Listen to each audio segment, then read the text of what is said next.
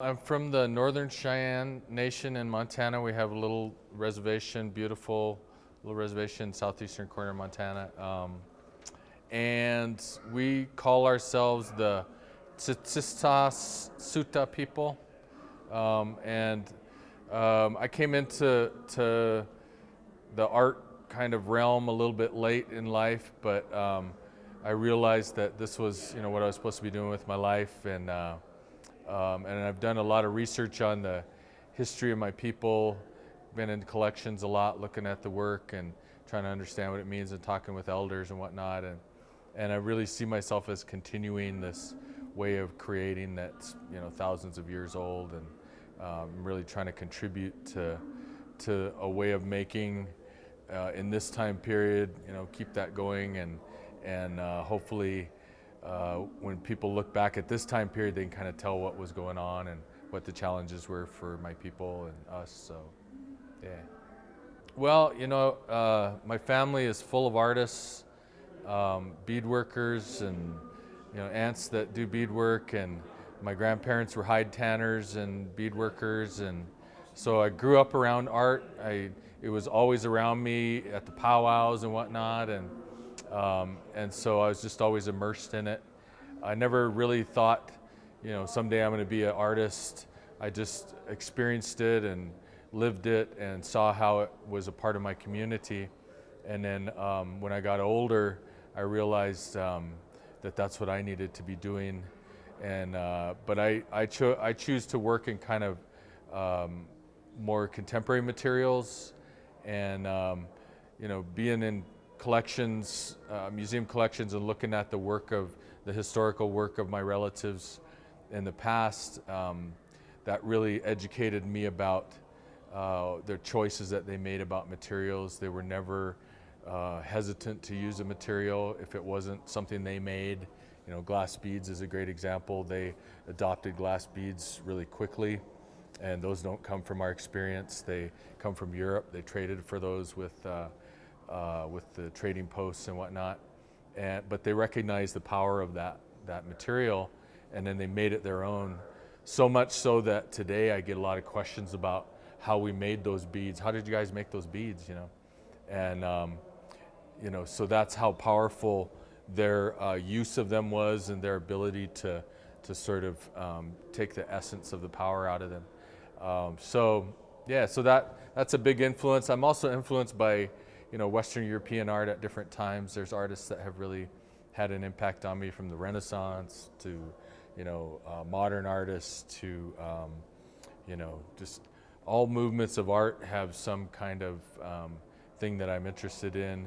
And then but the main focus for me is the history of Cheyenne art, and how it has existed and coexisted with other art forms. So Va was a piece that I did years ago, and I was doing a lot of metal casting, and I was really exploring kind of the sort of basic structures of icons, and my people's experience is full of iconography, and if you look at the beadwork, there's symbols, language of symbols there that are telling stories about the natural world, about individuals, and so it's this kind of code, visual code that they developed, that's not just it comes out of families.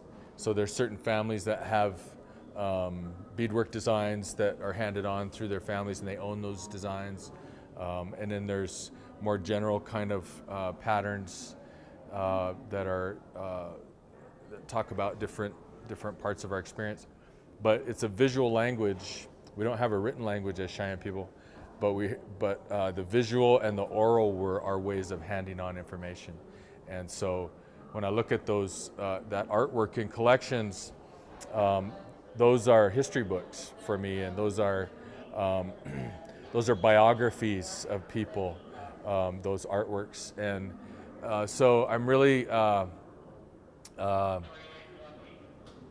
interested in that iconography. So in the Pevot piece, I kind of go and try to grab the essence of that iconography in the forms that are there. And also, that was a time period where I was casting a lot of metal, and I was really interested in that process of casting as a metaphor, you know.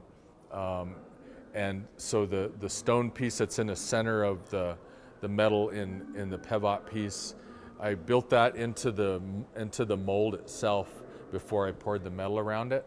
And so when I poured the metal, it sort of had to survive that heat and fire of the molten aluminum.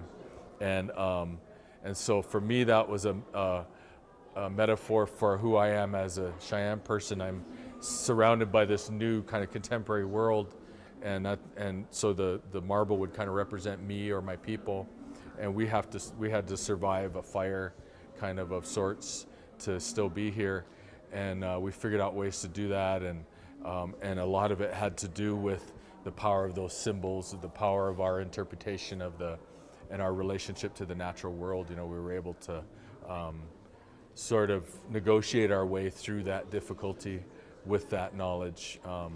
And so that's what it kind of represents for me is we're in this world now. We still have this way of believing and understanding the natural world and the world around us, and then we're surrounded by a new kind of culture, you know, and we're finding ways to coexist, you know. So it's kind of a self-definition, you know.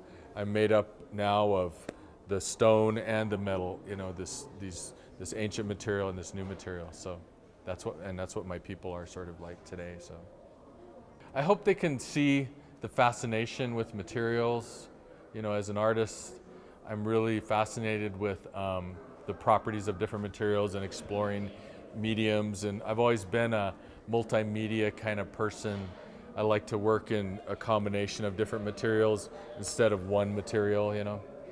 And so, so hopefully they see my exploration of that material and kind of some new things about those materials, and also just that cultural kind of piece, how someone from a culture that's been working in multimedia formats for thousands of years, how it's kind of manifests itself today and how it's made its way to this point in time, and just how a living culture, that's what you do as a living culture. You express yourself in those ways, and you're ready to use new materials and be innovative, and you can't be static and be a living culture. You have to be ready to change a little bit and adopt new things and try new things, and that's the people that I come from. They were some of the greatest innovators, in the world, and so hopefully they can see some of that, and it kind of is a foil to some of the misconceptions and the stereotypes and oversimplifications that are still out there, because there's actually quite a few still out there. I think we've come a long ways, but there's more work to be done to kind of understand each other and see what